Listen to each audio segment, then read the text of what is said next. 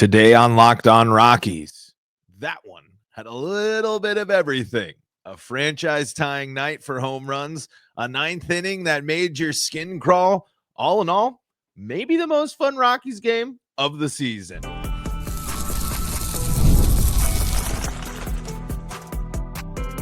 You are Locked On Rockies, your daily Colorado Rockies podcast. Part of the Locked On Podcast Network, your team every day. Rock on Rockies fans, welcome into the Locked On Rockies podcast for today, the 18th day of June in the year 2025. I'm your host of the Locked On Rockies podcast, Paul Holden, bringing you your daily Colorado Rockies talk right here on the Locked On Podcast Network and the Locked On Rockies YouTube channel, where you can be part of the show. You can fire off your Rockies hot takes. You can let me know what's on your mind, like so many everydayers do. Thank you so much again for making us your first listen of the day, as the Colorado Rockies now have tied their record for home runs in a game. They also have tied their longest winning streak of the season at 3 games, and they have hit win number 15. The best stretch of Rockies baseball continues for 2025. And again, small things, but on a night like tonight, even with the unfortunate backdrop of the final inning, it's a team that is playing with a little bit more confidence. It's a team that's playing a little bit more loose, and we're seeing in an opportunity here, like we talked about going into this series, an opportunity to take advantage of a team that is struggling. And what do? They go out and have one of their best offensive performances of the night when it comes to launching the ball out of the yard. Doesn't get much better than tying the Blake Street Bombers, mixed with the fact that until the 9th inning, things went very smoothly on the pitching side. Still some errors and not perfect on the defense side, but again, consistency. The Rockies backing up the game, the close game there in the first one with a blowout victory, if we still get to call it a blowout when it ends up being a 4-run victory in the end for the Rocks. It's so we'll break it down. We'll talk about it all here on Locked On Rockies. Before we dive into everything today, today's episode is brought to you by Monarch Money. Take control of your finances with Monarch Money. Use code LOCKEDONMLB at monarchmoney.com for 50% off your first year. So, of course, the big storyline here, I think, and it would be easy to focus on the 9th inning, but let's not do that at the moment. Let's talk about the fact that the Colorado Rockies hit 7 home runs in this ballgame, and they're the 16th win. I'm sorry, I had them one below on that. So their 16th win of the season. So a correction there. I thought I was only there, but look at me losing track of Rockies wins. Is that not a good sign or what? Anyway, 10 hits, 10 runs. And again, 7 of those hits are home runs. I mean, that's very efficient for the Rockies and a great sign there, especially when you're talking about the guys that hit these home runs, each one of them kind of telling their own story. And unfortunately, we're going to have to see what happens with Thairo Estrada there as he gets hit in the wrist area yet again. And stays in the ball game to base run, but is removed. Maybe it could have been, hey, the game, we're feeling good. Let's get you out. Let's get that thing iced. Let's get this thing taken care of. Because again, it's not like it's changed everything, but he's certainly added a nice veteran presence to this lineup and has been able to come up big, especially hitting his first home run with the Rockies here and kind of getting things going, tying things up for the Rockies early in this ball game, setting the tone for them. And then it's pretty awesome. I mean, when you think about the names here, Hunter Goodman adds another home run and adds another home run on the road. I believe all but 3 of his home runs have been on the road, which is an absolutely insane stat when we're talking about that. And now Hunter Goodman here, he's sitting at currently 13 home runs before the All-Star break. I mean, well before the All-Star break. I mean, that's a great pace there for him, and from the catcher position to be able to get some production is incredible. We know how painful it has been to get offensive production from the catcher position for the Rockies in the past. Of course, Elias Diaz had some moments and stuff, but Hunter Goodman is a impact offensive player. I mean, he has been the offense for the Rockies, and in moments and in games like this, able to either add on or be a contributor there. Overall, not the best day for Hunter Goodman there, but a 3-run blast is you'll take that any day of the week, even with the 3 strikeouts in that game for him. And of course, Ryan McMahon bouncing back, starting the game with a strikeout there, but then coming back, going 2 for 4, including a beauty of a home run. Mickey Moniak and Tyler Freeman, the new 1-1. I know Tyler Freeman Didn't hit a home run, but Moniak leaving the yard. Freeman setting a record for the Rockies, getting hit by pitches in consecutive at bats. I mean, that's what's so awesome and fun about this game. Finally, it's been so often that I've had to pull out my phone here and just start reading off painful stats, right? And things that are just stuff you don't want to, you just don't want to hear. But this is great here. Rockies' 10 home run in last 2 games matched the most in any 2-game span in franchise history, most in any 2-game span on the road. That's from Patrick Saunders. And then here, Rockies, this is from Patrick Saunders as well. Rockies have he tweeted this before Mickey Moniak hit his home run. Rockies have 2 7-homer games in their history. April 5th, 1997 at Montreal, Blake Street Bombers, and May 31st, 2016 versus Cincinnati at Coors Field. Follows that up with the Mickey Moniak home run. So now this team is the 3rd team in franchise history to hit 7 home runs in a game and to do it on the road. Let's see here. The Rockies tied a franchise record for homers in an inning with 4 in the 7th against the Nationals. It's the first time they've accomplished the feat on the road. That's from Thomas Harding. And there was 2,406 feet. That was before Mickey Moniak's home run. So you can add on probably another roughly 400 feet onto that. Nearly 3,000 feet of home runs for the Rockies hit there. I mean, Sam Hilliard hits an absolute bomb. It's a multi-home run game for Tolia there, which has to feel incredible for him coming back up and returning there and immediately making the impact like that, because that is it just needs.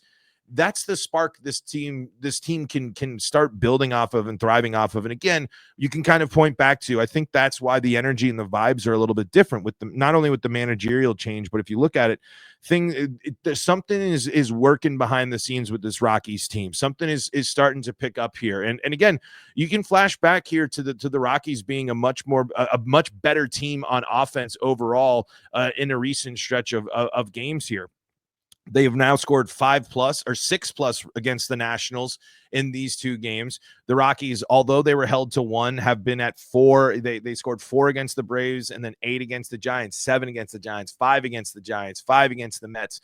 So they're starting to bring, pull together more offense, a lot more scoring, a lot more damage on offense than they have been in the past. And for it to be highlighted by home runs, something that we've been waiting for this team to be better at, something that that needs to be more of a part of the Rockies offense, the long ball, and it comes out in full display on the road, mind you. Again, that's some important context, I think, within this as well, is that this is a team that's going out, and the best baseball that they have played in terms of winning has come out on the road, which is very weird when you think about it. The Rockies are in a position to win their 2nd series of the season, and if they do it, it's going to be their 2nd road series. They haven't won at home.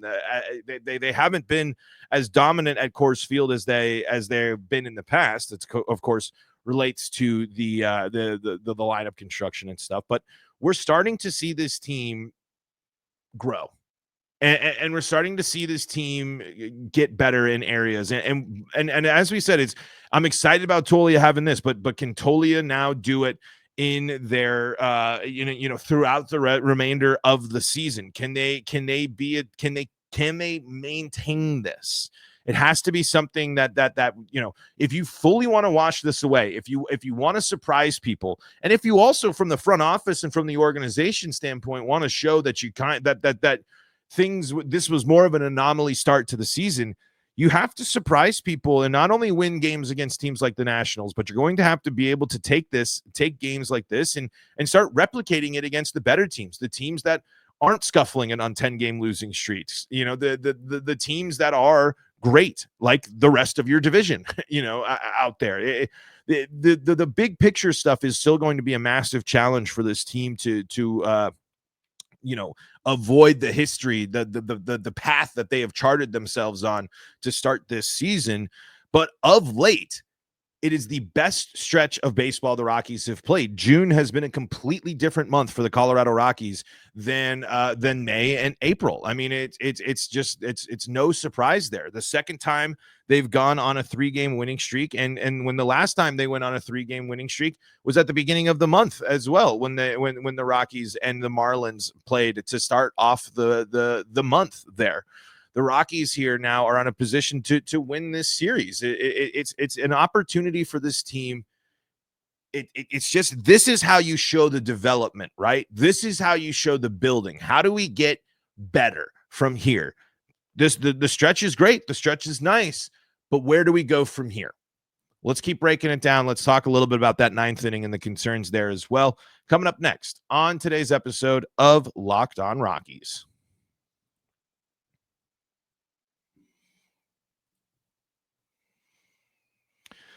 Before we do that, though, got to tell you about the folks that help make this show possible, and that includes Monarch Money. If you ever check your bank account and wonder, where did all my money go? And let's be honest, who hasn't, right? Between dining out, online shopping, entertainment, and just daily life. I mean, groceries for that matter. Who knows? It's easy to lose track. That's where Monarch Money comes in. It's your personal CFO giving you full visibility and control over your finances. It's not just a budgeting app. Monarch Money is a complete financial command center, putting everything you need in one place. Accounts, investments, spending, boom. All one app, one easy to use process. You can start managing your money now.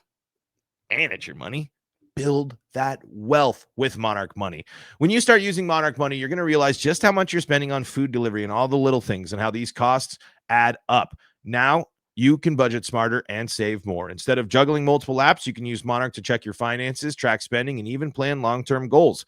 Managing money with your partner is smoother than ever. You can track shared and personal accounts, set goals, and stay on the same page without the stress. Take control of your finances with Monarch Money. Use code LOCKEDONMLB at monarchmoney.com for 50% off your first year. That's monarchmoney.com, code LOCKEDONMLB for half off your first year. Back at it here for segment number 2 of today's episode of Locked On Rockies. Thank you so much for making us your first listen of the day. Shout outs to all my everydayers out there. Shout outs to all of you heading over to the Locked On Rockies YouTube comment section, firing off your Rockies hot takes, tuning in. I was asked in the comment section, you're still watching the games? Well, yeah, got ride or die, right? I mean, hey, one, the show, it's got to go on, right? We got to do the show. I say that as I'm about to take a vacation. and two, it's again, man. I mean, I think what's an interesting brain test that I do for myself is I ask myself, like, what type of Rockies fan would I be going through the season without the show? And I've never envisioned myself without Rockies baseball. So while I wouldn't probably go through, as many as that, and maybe not even pay for MLB TV, and I would look for, kind of maybe more recaps or things or ways to watch games. It's still important to me, even though they stink. But lately they haven't. I mean, 7-7. Rockies are now, over the last 2 weeks, 500.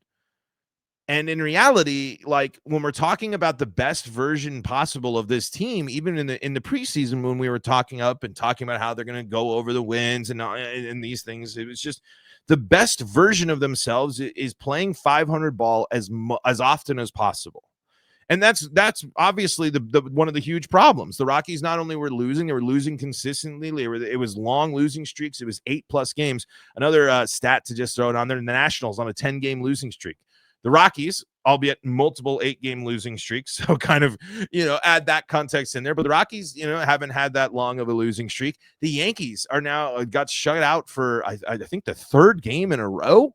Haven't scored in 3 games for them. I mean, remember, the Rockies just experienced the same type of thing when the Padres held them without scoring runs. So sometimes you kind of see the reminders of just like how tough of a game baseball can be, and not only for the Rockies. And of course, we're sitting here and being like, Yahoo, win 16. Like, I don't mean to like overhype it, but it was just really interesting to kind of see, like, holy cow, like, it was just like that huge reminder of, here's these great teams. Here are these guys that are a World Series contender, if you're talking about the Yankees, right? And they also go through the same experiences, the same troubles, the same issues that the Rockies were facing in some ways as well. It's just kind of an interesting thing there. But and the Rockies certainly got a reminder of how quickly things can change. I mean, that ninth inning, it quickly turned from like, haha, this is fun, to like, oh boy, like it wasn't out of the realm of possibility for the Rockies to end up losing that game. Like, that was a thought that came into my head. The Nationals scoring 5 in the final 2 frames of the game, they out hit the Rockies in this game. And just with the way things were going, the way the ball was leaving the yard, throughout there, and the fact that, man, that tomahawk chop was like, I don't know if any of, I don't think any of them do, but if any of my high school baseball teammates out there listen to Locked On Rockies, and that is how I swung the bat. You throw me a pitch four balls out of the strike zone high, I loved ripping those things, because you could connect like that. Who was that? Bell? I think that was Josh Bell that hit that one. No, it wasn't Bell. Who was it? Garcia Jr., I think, was the one that launched that one off the wall or out of there. I mean, it was so fun. It was just a fun game too. Like, even with kind of pulling the collar, it was just kind of crazy to just see how much offense was happening there. 16 runs, 22 hits in this ball game. And it was certainly a cause for concern there. I mean, there were some moments there with the bullpen. It's kind of interesting how it happens with them from time to time, where it's like, man, the night before dominant, and then here, Anthony Molina, maybe you can argue it left in too long trying to get in there and get it, but had that big buffer, but things got out of control quickly there. But a 4-run lead, you were with runners on. The headlines were starting to write themselves, especially in this season. It could have been another classic case of worst blown lead ever for the Rockies and a loss or something like that. I mean, instead of us sitting here talking about fun stats and relishing in the fun of this ball game, we'd be sitting here talking about a blown save. So again, far from perfect, right?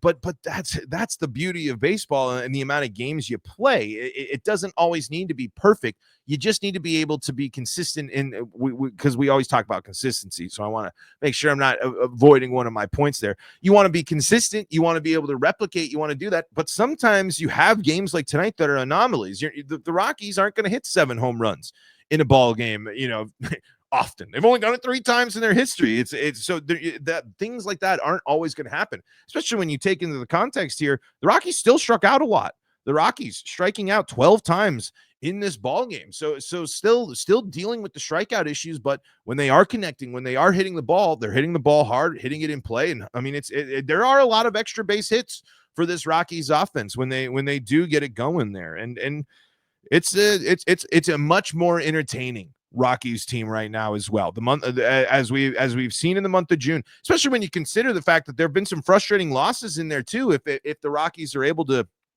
not blow their late leads against Atlanta and things like that, how it even better it could be, and how this team could be in even a better position. But with how things started, with the trajectory and the pace that they were on, and still continue to be on, it's these type of games and these types of small stretches, even though it's not huge. But again, when you play half a week, the Rockies, when you take the baseball week by week, as Spilly has talked about on the broadcast before, even down to day by day, you win 3 games. If you have an off day on there, boom, you're at least 500 for the week. You win 1 more, you're even in a better spot, then you're above 500. So it just goes to show that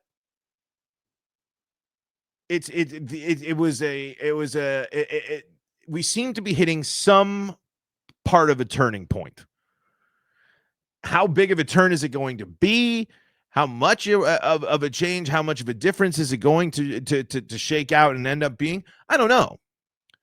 But again, this is a team that is now over doubled their win total from a month before. This is a team that, going up against teams that have struggled or aren't the dominant forces in the league, has been successful in this month. You can look into maybe some other examples earlier on, and including the Nationals in a series before, and they haven't won the series yet. A series split means, it's kind of just a 500. It's kind of a whatever. But right steps in the right direction. You feel good about about the Rockies right now in the vacuum. Still have plenty of concerns, still have plenty of issues, and who knows what happens when this team goes up against the good talent. But like we said going into this series, it was, hey, you have a chance to be a team that can go in and keep the misery going for the opposition. Keep the pressure on a team that has been struggling. Keep the pressure on a team that has not performed the way that they've hoped this year. And in 2 games out of 4, they've done it.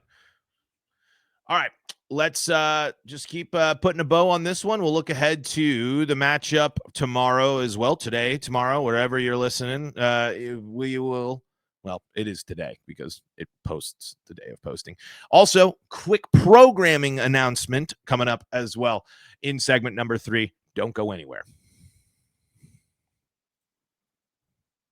Before we do that, though, folks, got to tell you about the folks that help make a show possible. And let's be real, coffee isn't just a drink. It's a ritual, a lifeline, the thing that gets you from half asleep to fully functioning. And man, oh man, I have not lived a moment where I haven't seen people dependent on the coffee. It's got to be the first thing that happens in the morning, whether it's the smell, whether it's the taste, whether it is the energy it brings. So why settle for anything less than amazing? If it's that important, if it is the thing that gets you out of bed and to the office, why settle?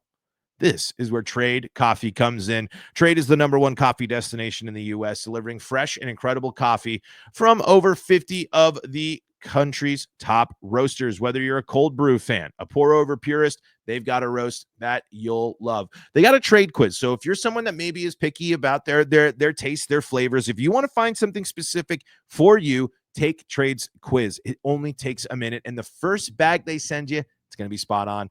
The coffee, it's fresh, smells amazing, and honestly, it's going to ruin the grocery store coffee for my wife. You can find comparable prices to grocery store brands and flavors on a whole different level. Right now, Trade is offering our customers 50% off your 1-month trial at drinktrade.com/lockedonmlb. That's TRADE.com/lockedonmlb for 50% off your 1-month trial. drinktrade.com/lockedonmlb. Locked On Rockies here, segment number 3, celebrating another win for the Roccos. Twice the Rockies now in the last 3 games have scored 10 runs. Of course, the big news of tying a franchise record for 7 home runs in a game.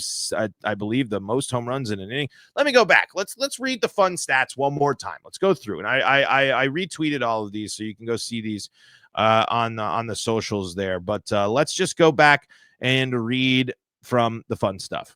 Patrick Saunders, 10 home runs in the last 2 games, matches the most in any 2-game span in franchise history, most in any 2-game span on the road. The 3 home runs ties, again, like we said, a franchise record for home runs in a game. That's also from Patrick Saunders. Thomas Harding writes, the Rockies tied a franchise record for homers in an inning with 4 in the 7th against the Nationals tonight. It's the first time they've accomplished the feat on the road. So there you go. Some fun stuff there. Like we said, also Tyler Freeman, first Rocky to be plunked 3 times there as well in a single game. I mean, wearing it for his team. He continues to be a very interesting a guy to watch here as we continue to go forward there. Here's an update right about 3 minutes from Thomas Harding as we're finishing up recording. So here, Estrada left Tuesday's game with what was diagnosed as a right hand contusion in his day-to-day. Estrada was hit by a pitch. He missed the early part of the season with a right wrist fracture after being hit with a pitch during spring training. A frustrating, annoying injury career for Estrada. And I mean, I'm sure he would say those words as well. Just unlucky there. Just unable to getting hit in the wrong spots, and just injuries that have unfortunately just been part of the go for him.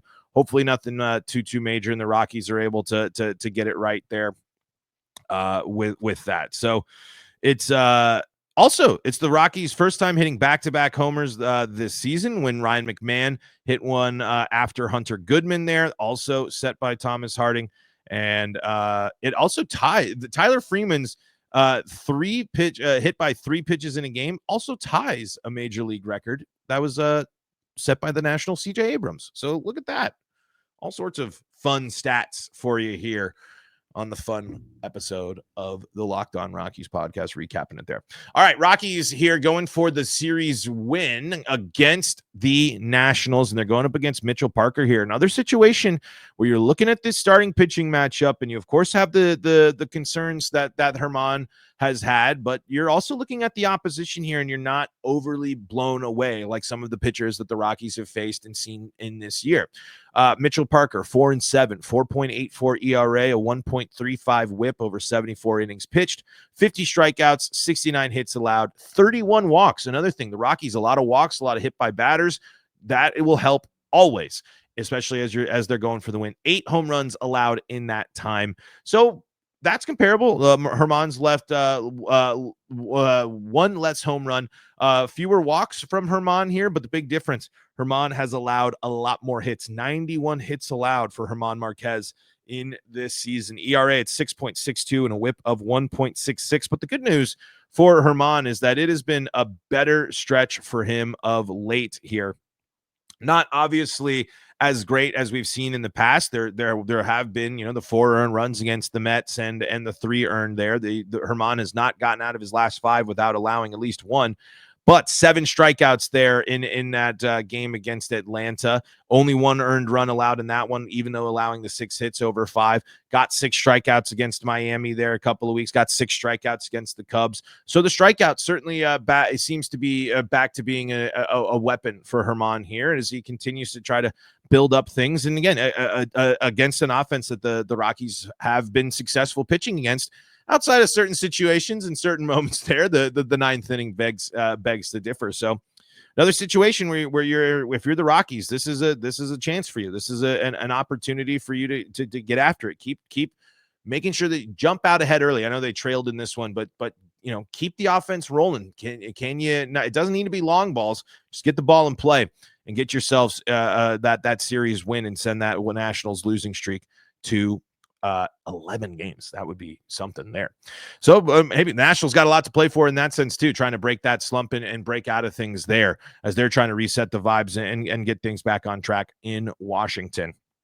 But folks, this will be the last Locked On Rocks until next Tuesday. Next Tuesday, we'll be back, or the 24th, I will be back in action.